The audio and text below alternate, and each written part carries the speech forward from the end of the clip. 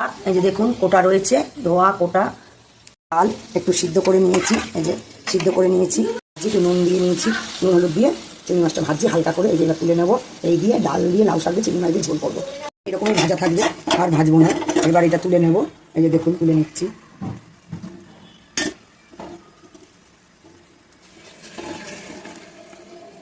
ভাজা হয়ে গেছে, ভেজে নিলাম।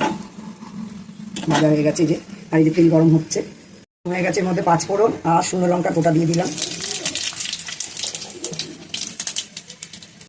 এই পেঁয়াজ আর রসুনটা দিয়ে দেবো। দেখো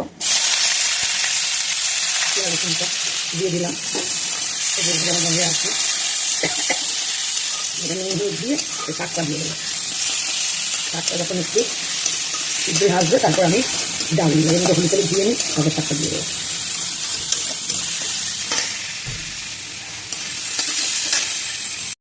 রসুন আর পেঁয়াজ ভাজা হয়ে গেছে, তেল গরম হয়েছে। 5 ফোড়ন শুকনো লঙ্কা দিয়েছিলাম, তারপরে পেঁয়াজ রসুন দিয়েছি।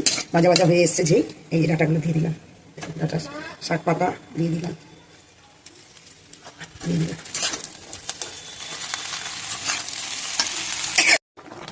নুন দিয়ে দিচ্ছি, নুন দিয়ে দিলাম, নুন দিয়ে দিয়েছি। এবার হলুদ দিয়ে দিচ্ছি, হলুদ দিলাম। দিয়ে দিচ্ছি ধনে জিরে গুঁড়ো অল্প করে। এই তো ডাঁটা মাটা সব সিদ্ধ হয়ে আসছে, একটু রাখবো। এবার এর মধ্যে দিয়ে দেবো ডাল। এই ডালটা ঢেলে দিলাম, ডাল ঢেলে দিলাম। এই ভালো করে সিদ্ধ হয়ে যাবে তারপরে এই যে এরপরে দিয়ে দিলাম এই যে চিংড়ি মাছের মধ্যে ঢেলে দিয়ে দিলাম। বেশি দিইনি, অল্প চিংড়ি মাছ ছিল অল্প, সেগুলো সব দিয়ে দিলাম। আর দিয়ে দিলাম এই যে চিনি, পরিমাণ মতন চিনি দিচ্ছি।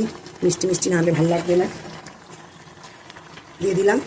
আপনারা কে কোথা থেকে দেখছেন আমাকে কমেন্ট করে জানাবেন, কারা কারা এরমভাবে খেয়েছেন। যারা যারা খাননি তারাও কমেন্ট করবেন। আর আজকের এই পর্যন্ত। আপনারা আমার পাশে থাকবেন, লাইক করবেন, শেয়ার করবেন। টাটা।